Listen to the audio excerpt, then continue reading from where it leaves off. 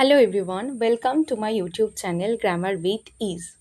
এই ভিডিওতে আমরা শিখব ভার্বের কতগুলো ফর্ম হয় আর সেগুলো আমরা কিভাবে ইউজ করি। First one is V1 or base form. এটা হলো ভার্বের অরিজিনাল ফর্ম বা যেটাকে তোমরা প্রেজেন্ট ফর্মও বলতে পারো। ফর এক্সাম্পল, গো মানে যাওয়া, ইট মানে খাওয়া, রাইট মানে লেখা। ধরো উদাহরণস্বরূপ তুমি বললে I go to school everyday, আমি রোজ স্কুলে যাই। Okay. I write my notes, আমি আমার নোটস লিখি। তাহলে এগুলো হলো ভার্বের বেস ফর্ম বা অরিজিনাল ফর্ম বা রুট ফর্ম। ওকে, এখানে কোনো রকম এসিএস বা আইএনজি অ্যাড করি না আমরা। নেক্সট ওয়ান ইজ V2 বা যেটাকে আমরা বলে থাকি পাস্ট ফর্ম। এটা আমাদের কিসে হেল্প করে? পাস্ট অ্যাকশনগুলো ডেসক্রাইব করার জন্য হেল্প করে এই V2 ফর্ম। ফর এক্সাম্পল, গো এটার পাস্ট ফর্ম কি হয়ে যায়? ওয়েন্ট। ইট এটার পাস্ট ফর্ম কি হয়ে যায়? এট। রাইট এটার পাস্ট ফর্ম কি হয়ে যায়? রোট। তাহলে যদি বলি আমি স্কুলে যাই, I go to school, but যদি আমাকে বলতে হয় আমি স্কুলে গিয়েছিলাম, আমি কি বলবো? I went to school.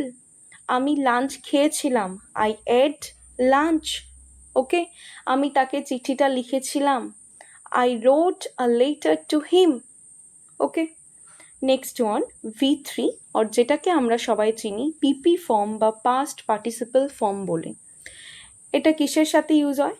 With has, have, had, is, am, are, was, were, be, been and being. Okay. Perfect and passive ফর্মসের সাথে ইউজ করা হয়। তাহলে গো যেটা তোমার প্রেজেন্ট ফর্ম বা রুট ফর্ম, সেটারই পাস্ট ফর্ম কি হলো? ওয়েন্ট। সেটাই পাস্ট পার্টিসিপল ফর্মে কি হয়ে যায়? গন। গো, ওয়েন্ট, গন। দেন ইট যদি তোমার রুট ফর্ম হয়, এট কি হলো তোমার V2 ফর্ম বা পাস্ট ফর্ম, সেটাই পিপি ফর্মে গিয়ে কি হয়ে গেল? ইটেন। ওকে। ইট, এট, ইটেন। দেন রাইট মানে লেখা, এটা তোমার V1 ফর্ম, এরই পাস্ট ফর্ম বা V2 ফর্ম কি হলো? রোট। এটারই পিপি ফর্ম কি হবে? Written. Write, wrote, written. For example, একটা ধরো বললাম সেন্টেন্স যে আমি ওই মুভিটা দেখেছি, তখন কি বলবো? I have watched that film. তাহলে ওয়াচের পাস্ট ফর্ম মানে V2 ফর্ম ওয়াচড হয়, আবার পাস্ট পার্টিসিপল ফর্মও কি হয়? V3 ফর্মও ওয়াচড হয়। এই জন্য বললাম I have watched that film. Okay, all right. Next one is V4 or ING form. এটা সাধারণত কন্টিনিউয়াস টেন্সের সাথে ইউজ করা হয়।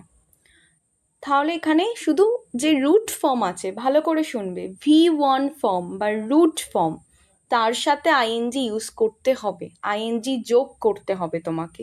ওকে।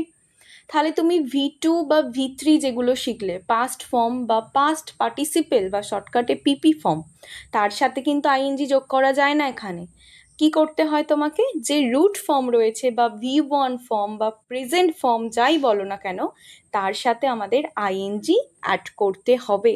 তাহলে গো তার সাথে আইএনজি অ্যাড করলে কি হয়ে যাবে? গোয়িং।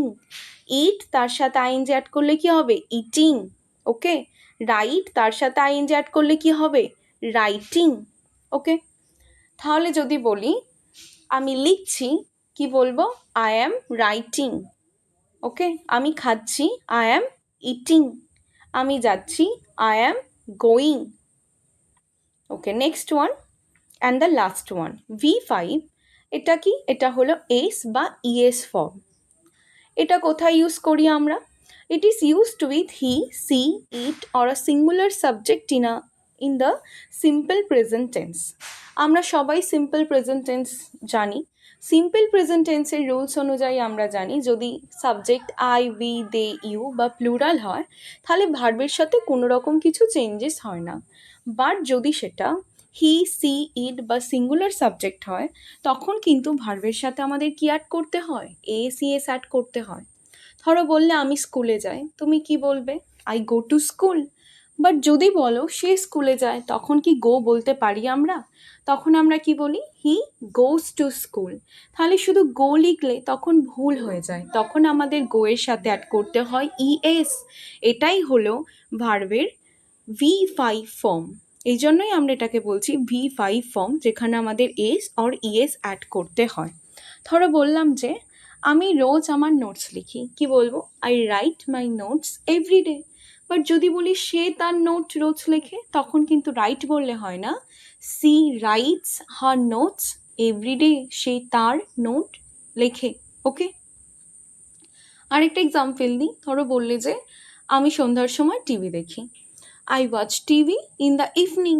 বাট যদি বলো আমার বন্ধু দেখে, my friend watches TV in the evening, তাহলে ওয়াচটা কি হয়ে গেল? আমরা এখানে ওয়াচের সাথে ইএস অ্যাড করে কি করে দিলাম সেটাকে? ওয়াচের সাথে আমাদের ইএস অ্যাড করে সেটাকে করে দিতে হলো ওয়াচেস। তাহলে গো হয়ে যায় গোস, ইটটা কি হয়ে গেল? ইটস, রাইটটা কি হয়ে গেল? রাইটস। এইভাবে কিন্তু এস আর ইএস অ্যাড করতে হয়। ওকে, ভিডিওটা যদি তোমাদের ভালো লেগে থাকে তাহলে ভিডিওটা একটি লাইক করো এবং চ্যানেলটিকে সাবস্ক্রাইব করো।